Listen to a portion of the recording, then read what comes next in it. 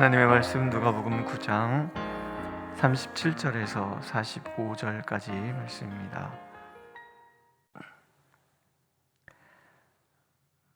함께 읽겠습니다. 37절. 이튿날 산에서 내려오시니 큰 무리가 맞을세 무리 중에 한 사람이 소리질러 이르되 선생님 청컨대 내 아들을 돌보아 주옵소서. 이는 내 외아들이니이다. 귀신이 그를 잡아 갑자기 부르짖게 하고 경련을 일으켜 거품을 흘리게 하며 몹시 상하게 하고야 겨우 떠나가나이다. 당신의 제자들에게 내쫓아 주기를 구하였으나 그들이 능히 못하더이다. 예수께서 대답하여 이르시되 믿음이 없고 패역한 세대여, 내가 얼마나 너희와 함께 있으며 너희에게 참으리요. 네 아들을 이리로 데리고 오라 하시니 올 때에 귀신이 그를 거꾸로 때리고 심한 경련을 일으키게 하는지라. 예수께서 더러운 귀신을 꾸짖으시고 아이를 낫게 하사 그 아버지에게 도로 주시니 사람들이 다 하나님의 위엄에 놀라니라. 그들이 다 그 행하시는 모든 일을 놀랍게 여길세 예수께서 제자들에게 이르시되 이 말을 너희 귀에 담아두라. 인자가 장차 사람들의 손에 넘겨지리라 하시되 그들이 이 말씀을 알지 못하니 이는 그들로 깨닫지 못하게 숨긴 바 되었음이라. 또 그들은 이 말씀을 묻기도 두려워하더라. 아멘. 산 위에서의 영광과 그 황홀함을 뒤로하고 예수님과 제자들이 산 아래로 내려오십니다. 산 아래, 산 위 극명하게 대조가 되지요. 산 위는 하나님의 영광이 있고 하나님의 음성이 있고 또 하나님의 뜻이 의논되어지고 그러는 곳입니다. 하나님의 나라라는 것은 다른 거 아니죠. 이는 내 사랑하는 아들이니 너희는 그의 말을 들으라. 하나님의 말씀이 선포되고 그 말씀의 권위가 믿어지고 실현되는 곳, 그곳이 바로 하나님의 나라고 그것이 하나님의 영광이 가득하는 곳이지요. 그러나 그것은 산 위에서 보여졌지만 산 위에서 구현되어야 될 것이 아니라 산 아래서 이루어져야 되는 것이지요. 예수님이 머무시고자 하시는 곳은 산 아래인 거지요. 그는 근본 하나님의 본체시나 하나님과 동등됨을 취할 것으로 여기지 아니하시고 자기를 비우시고 종의 형체를 가져 오시잖아요. 땅 아래로 오시는 거예요.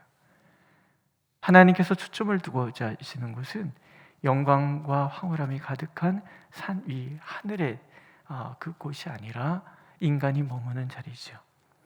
여전히 어둠의 권세가 지배하는 세상, 귀신 들리고 귀신의 지배당하여 부르짖고 또 쓰러지고 그래서 탄식하고 절망하는 그 삶의 자리, 무기력이 지배하는 그 땅을 하나님은 바라보시고 그곳에 머물기를 원하시는 거예요. 임마누엘이라는 것은 영광과 황홀함을 위한 임마누엘이 아니라 오늘 우리의 삶 속에 우리를 묶고 있는 절망과 좌절과 어둠, 무기력함 속에서 오는 탄식, 그곳에 하나님이 임재하시는 것, 그게 임마누엘이라는 거예요.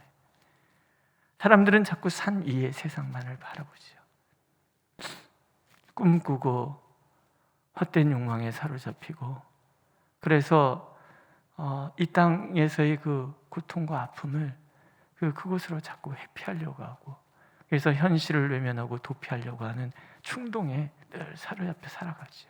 그러나 하나님께서는 우리의 삶이 땅 아래에 견고히 서서 어둠의 권세와 싸워 이겨내는 그런 삶이기를 원하시는 거예요. 왜냐하면 그곳이 하나님이 머무시는 곳이기 때문에 그렇습니다. 예수님이 내려오니까 한 아버지가 와서 예수님 앞에 소리를 지릅니다. 선생님 청컨대 내 아들을 돌보아 주옵소서. 이는 내 외아들이니이다. 귀신이 그를 잡아 갑자기 부르짖게 하고 경련을 일으켜 거품을 흘리게 하며 몹시 상하게 하고야 겨우 떠나가나이다. 이런 아들을 둔 외아들이에요. 하나밖에 없는 아들이 어둠의 권세에 사로잡혀서 고통받고 있는 것을 바라보는 아버지의 마음. 제가 아내가 아플 때는요, 그냥 아픈 사람에게만 관심이 있었어요. 근데 아내가 아프고 나니까 가족이 아픈데 아픈 가족을 둔 그 가족들의 아픔이 보이기 시작해요. 이들은 또 얼마나 힘들까. 물론 그분들은 이렇게 얘기합니다. 아픈 사람이 힘들지요. 가족이 뭐가 힘들겠습니까? 그러나 같이 힘든 거죠. 같이 그 시간을 보내기 때문에 같이 힘든 거죠. 이 아버지의 그 아픔은 얼마나 컸을까 하는 거예요. 외아들인데, 하나밖에 없는 아들이 이렇게 귀신에 들려서 쓰러지고 갑자기 소리 지르고 하는 그것을 바라보는, 잠시도 아니고 많은 시간 아니었겠습니까? 그때 찾아오는 그 아픔, 절망, 좌절. 예수님은 그것을 보기를 원하시고 그 자리에 함께 하시기를 원하시는 거죠. 예수님의 탄식도 있습니다. 당신의 제자들에게 내쫓아 주기를 구하였으나 그들이 능히 못하더이다. 그랬더니 예수님께서 말씀하시잖아요. 믿음이 없고 패역한 세대여, 내가 얼마나 너희와 함께 있으며 너희에게 참을 것인가. 몇 절만 넘어가면 예수께서 제자들에게 모든 귀신을 제어하며 병을 고치는 능력과 권위를 주셨다. 예수님께서 하나님의 권세를 위임했던 장면이 나오고, 그들이 두루 다니면서 하나님의 나라를 전파하고 병든 자를 고쳤다라는 이야기가 나옵니다. 며칠 되지도 않았어요. 며칠 되지도 않았는데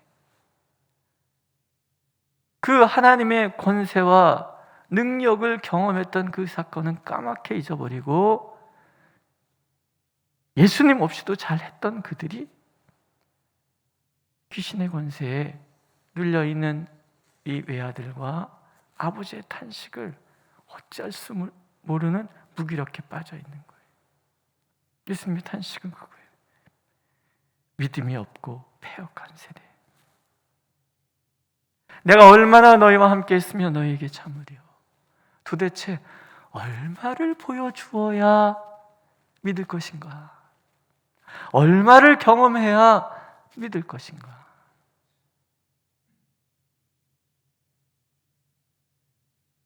믿음은 의심과의 투쟁이라고 말씀을 드렸어요.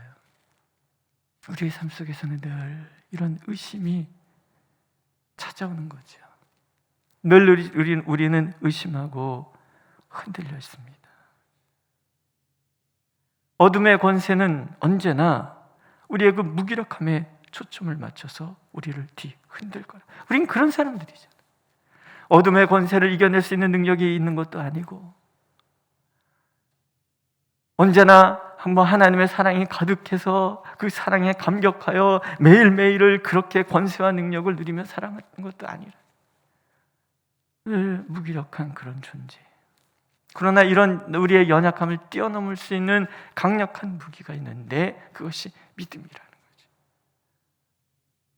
같은 병행하는 본문에서 마태복음에 예수님은 말씀을 하세요. 너에게 한 겨자씨만한 믿음만 있어도 이 산이 들려 바다에 던져지라 하면 그대로 될 것이다. 하나님께서 위임해 주신 그 권세, 제자들에게는 누구나 다 있단 말이죠.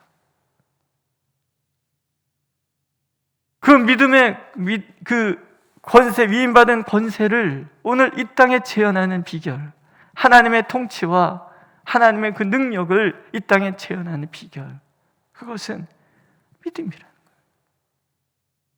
흔들리는 우리의 마음을 바라보면서 그 흔들리는 마음 가운데 우리가 회복해야 될 것, 우리가 투쟁해 가서 이겨내야 될 것이 뭐냐면 의심을 이겨낼 수 있는 방법은 믿음이라는 거죠. 한 번 경험하는 것으로도 족한 그 믿음으로도 하나님의 통치와 권세를 이 땅에 구현할 수 있는 사람들, 그들이 하나님의 제자들인 거죠. 믿으십니까? 오늘도 하나님은 우리에게 믿음을 원하시는 거예요. 다른 그 병행 구절 복음서에서는 금식과 기도가 같이 나와요.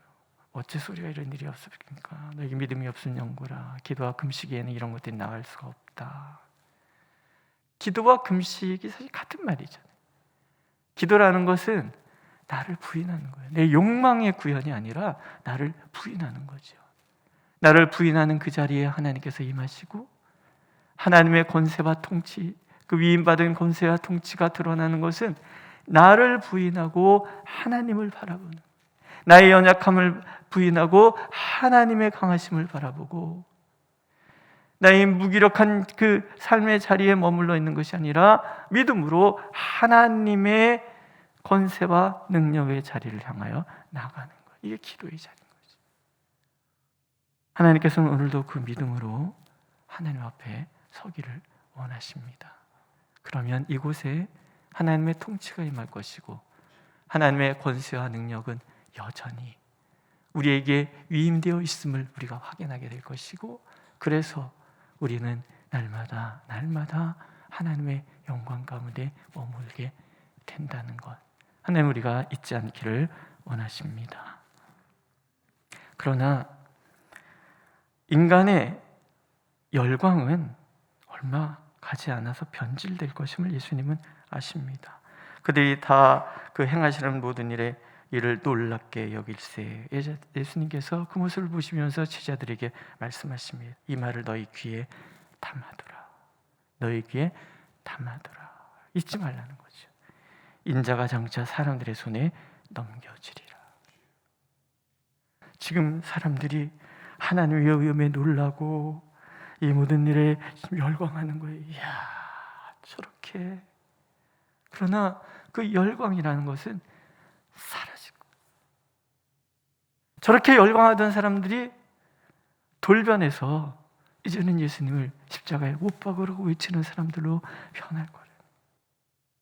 하나님의 나라, 제자들의 삶이란 인간의 그 열광에 취해서 살아가는 삶이 아니라는 거죠. 변질될 수 있는 것이 인간의 마음. 제자들로서 살아갈 때 결코 인간의 그 환호성, 열광하는 그 열광에 취해서는 안 된다는 것. 그들은 얼마든지 돌변할 수 있다는 것.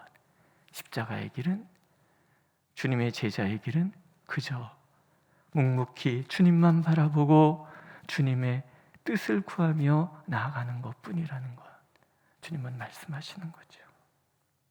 제자들이 두려워해요. 아직도 그들의 욕망이 다스려진 것은 아닌 거죠. 이제 다음 구절에 누가 크냐라는 다툼을 하는 거 보면 제자들 또한 열광하는 것에 취해 살아가는 거예요. 사람들의 환호성에 취하고 그들에게 주인공이 되고 싶은 그런 마음이 그들을 사로잡고 있는 거죠. 오늘도 우리는 주인공이 되고 싶은 마음이 늘 있어요. 사람들의 그 환호성에 취하고 싶은 마음이 늘 있는, 목사도 마찬가지잖아요. 제일 먼저 물어보는 게 성도가 몇 명이에요? 사람들이 물어봐요. 목사라 그러면 왜 물어보겠습니까? 내가 몇 명이라는 것을 드러내고 싶은 마음이 늘 있는 거예요. 오늘 존경받는 목사님, 설교 잘하시는 목사님, 테이프를 이렇게 얻어서 이렇게 듣다가 실망해서 그 테이프 그냥 버려버리고 더 이상 그 설교를 안 들은 적이 있었어요. 자기는 1000명 이상 모이는 교회 목사들하고만 모인다는 거예요.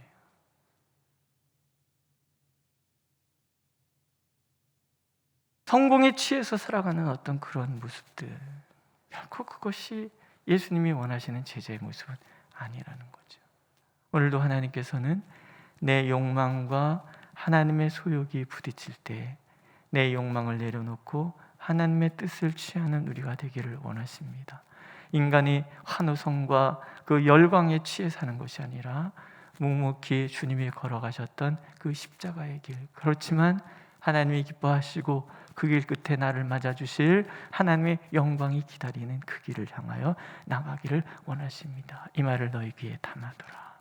늘 하나님의 말씀을 내 마음에 담고 그 뜻을 향하여만 나아가는 비록 오늘 내 삶이 그것을 알기가 두려워하는 그런 연약함일지 모르지만 결국은 주님께서 가르쳐 주실 것이고, 그 길을 걸어갔던 제자들처럼 우리도 그 길을 걸어갈 수 있도록 붙들어 주시는 하나님, 그 하나님 의지해서 오늘도 제자의 길을 묵묵히 걸어가는 저와 여러분들, 오늘 이 땅에서 하나님의 나라를 경험하고 구현해가는 믿음의 사람들 되기를 하나님은 간절히 원하고 계십니다. 기도하겠습니다. 여전히 어둠의 권세가 지배하는 세상을 살기에 우리에는 고통과 탄식이 가득할 뿐입니다. 하지만 믿음은 오늘도 하나님의 권세가 우리에게 위임되었고, 우리의 걸음걸음이 닿는 곳곳마다 하나님이 동행하셔서 하나님의 영광을 드러내고 어둠의 권세를 물리치시며 이 땅에 하나님의 통치가 임하였음을 선포하게 하시는 줄 믿고 감사를 드립니다. 주님, 우리에게 믿음을 더하여 주시고 믿음의 사람 되어 이 땅에서 하나님의 뜻을 구현하며 하늘을 살아내는 우리가 될 수 있도록 우리를 인도하여 주옵소서. 예수님의 이름으로 기도드렸습니다. 아멘. 하늘에 계신 우리 아버지, 아버지의 이름을 거룩하게 하시며 아버지의 나라가 오게 하시며 아버지의 뜻이 하늘에서와 같이 땅에서도 이루어지게 하소서. 오늘 우리에게 일용할 양식을 주시고 우리가 이게 잘못한 사람을 용서해 준 것 같이 우리 죄를 용서하여 주시고 우리를 시험에 빠지지 않게 하시고 악에서 구하소서. 나라와 권능과 영광이 영원히 아버지의 것입니다. 아멘.